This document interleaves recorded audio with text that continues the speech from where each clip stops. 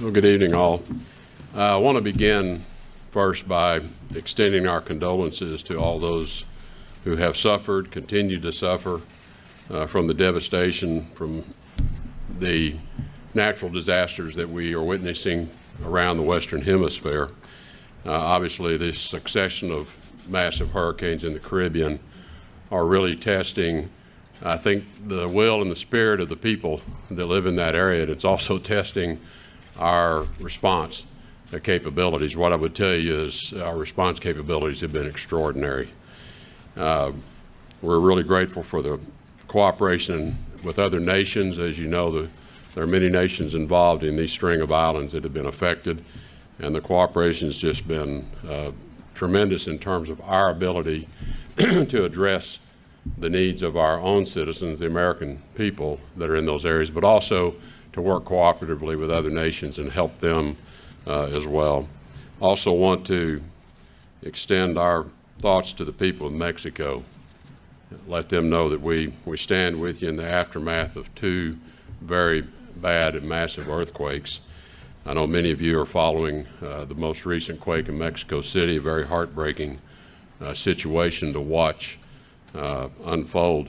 The President did speak to President Peña Nieto earlier today. He expressed his own deep concerns about the situation, also indicated, though, his immediate deployment of assistance to Mexico City of search and rescue expertise, a team, very large team of people who are trained for these specific type of circumstances.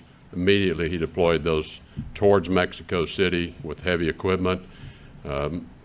President Peña Nieto obviously thanked the President for that, said he welcomed and accepted that assistance, and the President assured him if there are other ways in which we can help, notwithstanding the fact that we're continuing to deal with some significant aftermaths of Hurricane Harvey, Hurricane Irma, and now to the extent we will be dealing with Hurricane Maria. This, I think, is a real testament to the relationship between the United States and Mexico. And again, our thoughts and prayers are with the Mexican people as they're dealing with this terrible tragedy, and again, ready to help them in any way we can.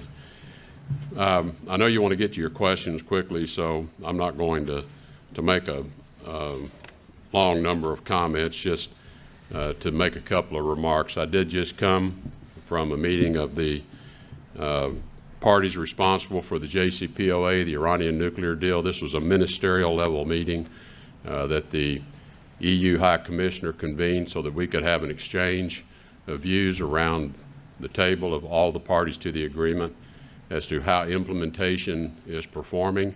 It was not a technical discussion. It was a political discussion of the political aspects. So we had a very open and candid exchange of all of the parties to that agreement. I hope it was useful to others. I found it useful to hear their perspectives. I hope they found it useful as well. We clearly have significant issues with the agreement. The President's been quite clear and articulate as to his concerns about the agreement itself, the thoroughness of the agreement, the enforcement of the agreement.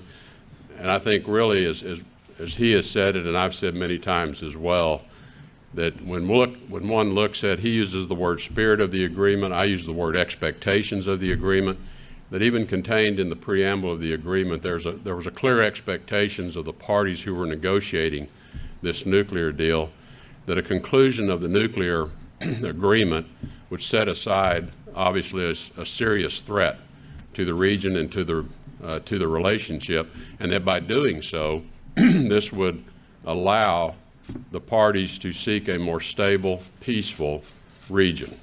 That was the expectation of the parties, and regrettably, since the agreement was confirmed, we have seen anything but a more peaceful, stable region, and this is the real issue, and that's why we talk about Iran defaulting on these expectations, because those expectations clearly have not been met. Since that time, Iran has continued to prop up the Assad regime and its horrible way in which it has brought violence to its own people. They have continued to engage in malicious cyber activity. They have aggressively developed and tested ballistic missiles in defiance of UN Security Council Resolution 2231, thereby threatening the security of the United States and the stability of the region. They've provided weapons and training forces to deploy to create instability throughout the region in Yemen, in Syria, in Iraq. And I think we even see them carrying out provocative operations in the Gulf itself against our naval and coalition vessels as they try to peacefully transit the Gulf, threatening the very freedom of navigation through this very important waterway. So I think it's pretty difficult to say that the expectations of the parties who negotiated this agreement have been met. Perhaps the technical aspects have, but in the broader context, the aspiration has not. So recently, the U.S. has taken action to counter those activities. As you know, additional sanctions were recently put in place to deal with the ballistic missile testing, the cyber activity, these other destabilizing activities, and we're going to continue to monitor Iran's activities, and we will take additional steps, none of which put us in any way contrary to our contrary to our obligations under the JCPOA. We are fully compliant with the JCPOA. The activities we are sanctioning Iran for carrying out are not covered under the technical agreement of the JCPOA itself. But I think in particular, the agreement has this very concerning shortcoming that the President has mentioned as well, and that is the sunset clause, where one can almost set the countdown clock to when Iran can resume its nuclear weapons programs, its nuclear activities. And that's something that the President simply finds unacceptable. All of you are keenly aware of the circumstances we're dealing with North Korea. When we look at the history of North Korea's weapons development program, in many senses, we've seen this before. Agreements that just simply pushed it to another government, another administration to deal with. The President's made clear he doesn't intend to do that. In this case, he takes his responsibility in this particular matter quite seriously, and that is the reason he is very, very carefully considering the decision of whether we find the JCPOA to continue to serve the security interests of the American people or not. We expect Iran to fulfill its commitments. We're going to, until that time, we'll fulfill our commitments, and the President has the matter under consideration. So with that, let me stop. That's the most recent event I came from. There have been a number of UN-related events, and I'm happy to do the best I can to address questions you may have around the many, many activities that are going on. And I'm gonna allow Heather to referee for me. Thanks, sir. I'll start with Matt Lee from the Associated Press. Thanks. Mr. Secretary, the President said this morning that he had actually made a decision on what to do about the Iran nuclear deal. And I'm wondering, one, if you can share with us what that decision is, and secondly, about the meeting that you just came from. The European Foreign Policy Chief, Ms. Mogherini, said that all the members, all the parties who were there agreed that the deal is working and towards its purpose. And from what you said just now, you don't seem to fully agree with that. So is that characterization from her correct or not? Well, first, as to the President making a decision, as he indicated earlier, I think in a press avail or spray somewhere, that he had made a decision. He has not shared that with anyone externally. Prime Minister May asked him if he would share it with her, and he said no. So I think, as the President's always indicated, he will let you know when he thinks it's useful to let you know, and he doesn't share his forward planning with people. But he, I believe, has made a decision. With respect to the High Commissioner's characterization of the meeting, I think, again, it's important to think about, and I don't want to go into a lot of detail of our discussions out of respect for the way we agreed we treat those discussions. From a technical standpoint, the IAEA reports continue to indicate and confirm that Iran is in technical compliance of the agreement, and no one around the table took exception to that. the political side of the discussion is what I shared with you. And so I think the High Commissioner was reflecting the rigid and strict contours of the agreement itself. Thank you, Mr. Secretary. You made the correlation between North Korea and Iran, so if I could follow up on that. First of all, you said the other day that North Korea was starting to show some effects of the sanctions. Could you expand a little bit on that? What are you seeing so far? And when you talk about the idea that you want an agreement with North Korea, and then you seem to kind of move the goalposts a little bit on Iran, I mean, I think your counterparts would say that yes, that the expectation was always there that this might, and the hope, I think, that Iran would improve its behavior, but that was never written into the agreement. And so what do you say to those that are concerned that why would North Korea make an agreement with the United States if it's going to go back on its word and it's on its agreement? And does this hurt the credibility of the United States in making deals in the future? Thank you.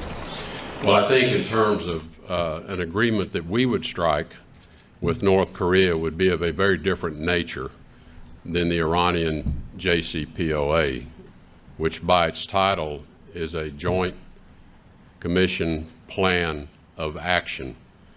It doesn't even contain the word agreement in its title. And this is one of the challenges.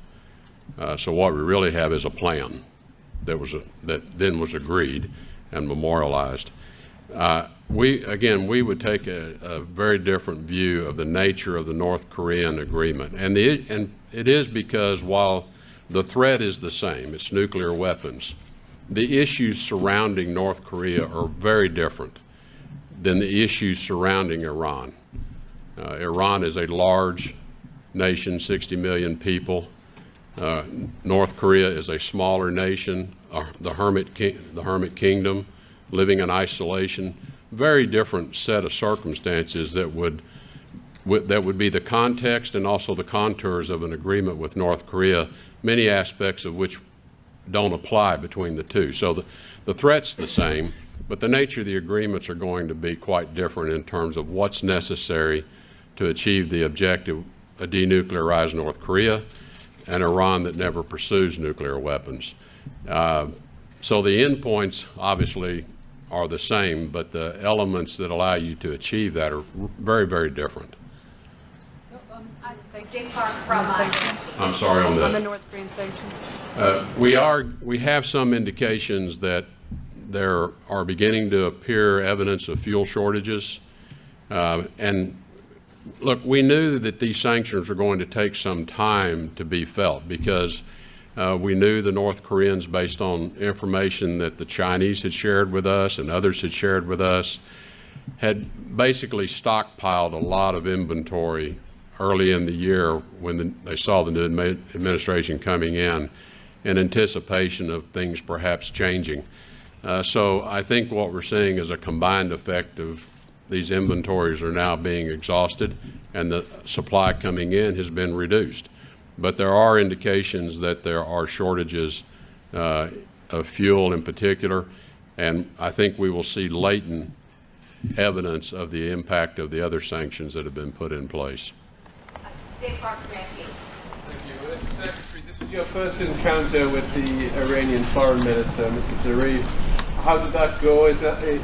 Given the deep concerns you have about Iran's behavior, do you think their officials are people that you can negotiate with? Well, the Iranian people, first let's talk about the Iranian people, are a very well-educated, very sophisticated population. So their leaders similarly are well-educated, very sophisticated, and Foreign Minister Zarif certainly is in that category. So yes, whether we can agree, that's another thing. We certainly have very different views of this relationship. And I think in many respects, one of the great challenges for us is coming to some understanding of what defines this U.S.-Iran relationship. Because it's not a particularly long-standing relationship. It's only been in the current relationship in place for about 40 years. It was born out of the revolution with our embassy being seized. It's been scarred by terrible attacks against our men and women in uniform enabled by Iranian capability. So this is it's a relationship that's never had a stable, happy moment in it. And I think if we ever get the chance to talk, perhaps that's where we ought to start talking is this going to be the way it is for the rest of our lives and our children's lives and our grandchildren's lives? And we've never had that conversation. So I don't know. We'll see. It was a good opportunity to meet, shake hands. The tone was very matter of fact. There was no yelling. We didn't throw shoes at one another. It was not an angry tone at all. It was a very, very matter of fact exchange of how we see this agreement very, very differently. David Jackson, USA Today.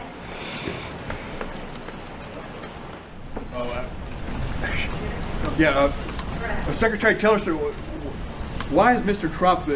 Trump keeps suggesting that he's going to kill the Iran deal, but he won't tell us exactly what he's going to? Why is he stringing this out, and why is he speaking of the agreement in the way that he is? All in due time.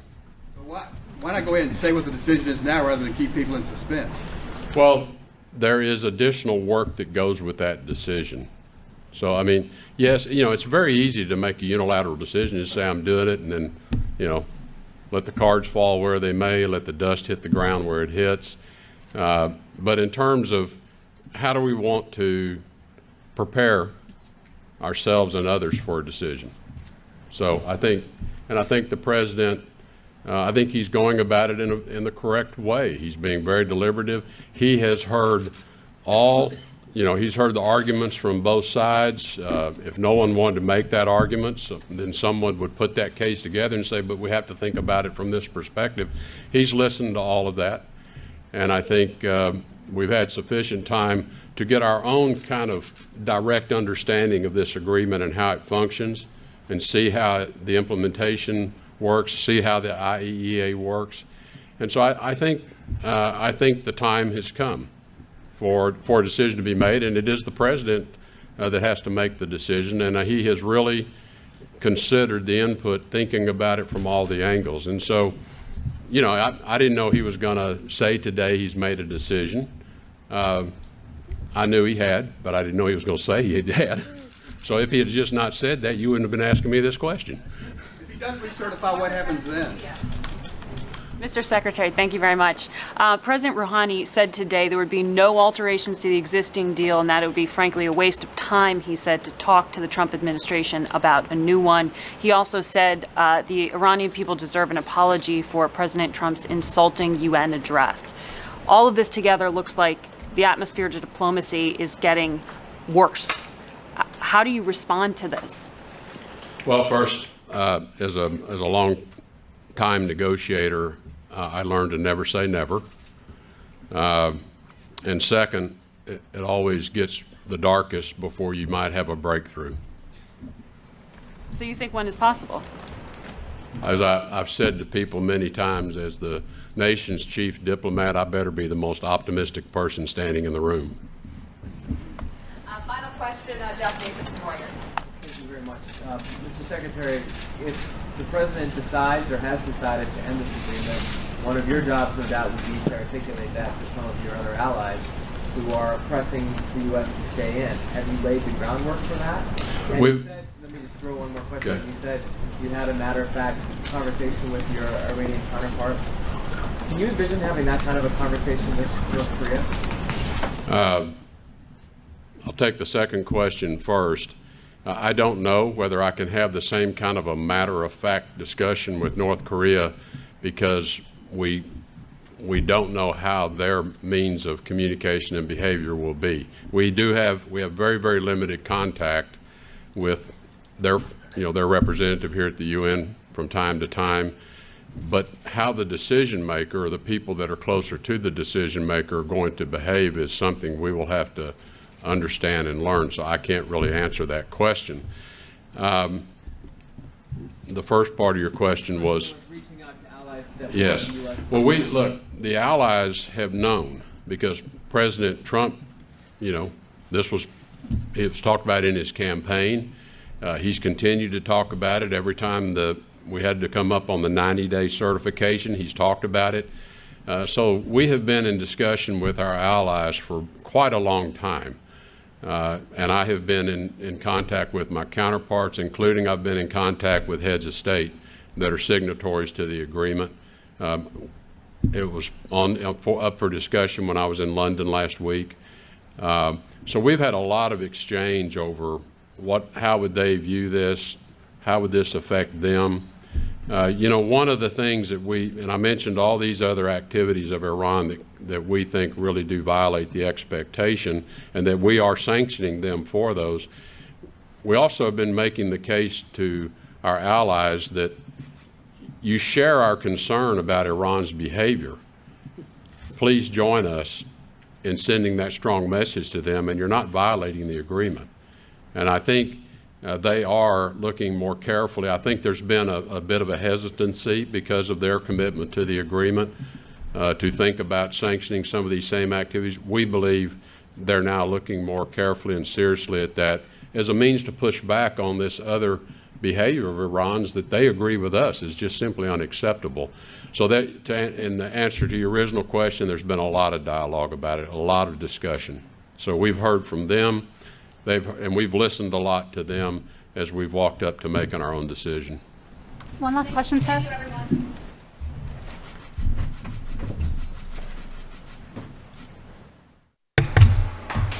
Secretary of State Rex Tillerson wrapping up comments there at a press conference in New York City. Majority of the questions on the Iranian nuclear deal, which no announcement on a decision has been made yet, but Secretary Tillerson is quite sure that President Trump has already made up his mind. So we will bring you developments when we have them on that. Stay tuned tonight. There's a possibility that our chief on-air anchor, Steve Lookner, is in Boston tonight. He is in Boston tonight, close to Tropical Storm Jose, and we'll be covering that if warranted. And also, we're keeping an eye on Hurricane Maria, so make sure that you stick with us, turn on the notifications, subscribe to us here on YouTube, like us on Facebook and Twitter, because sometimes YouTube doesn't like to send out notifications, and we're really getting a little upset about that. But you just follow us on social media and be on the lookout for notifications when we go live. Thanks to everybody for tuning in tonight to RSBN. I really appreciate it. Love to get on the mic here and talk to all of you. One additional thing, we will be covering live on Friday. President Trump will make an appearance in Huntsville, Alabama. We are in Auburn, Alabama here. President Trump will be in Huntsville, Alabama on Friday night to attend a campaign rally hosted by Luther Strange, Senator Luther Strange, who he is supporting in the upcoming special election here in the state of Alabama. So RSBN, we're not just a YouTube channel, okay? We're a real company with real employees with a payroll to make. We attend all of President Trump's rallies. We reached over 300 million people in coordination with the Trump campaign. We worked directly with them during the election. So we have a big impact, folks, in the world of politics. As I was looking at the news networks tonight, CNN, Fox News, MSNBC, none of them were covering this live. At least they didn't cover it the entire way through. So this is the new media and the future of the media right here on RSBN. So support us so that we can do things like continue to attend the rallies. When President Trump has his next rally, which I hear,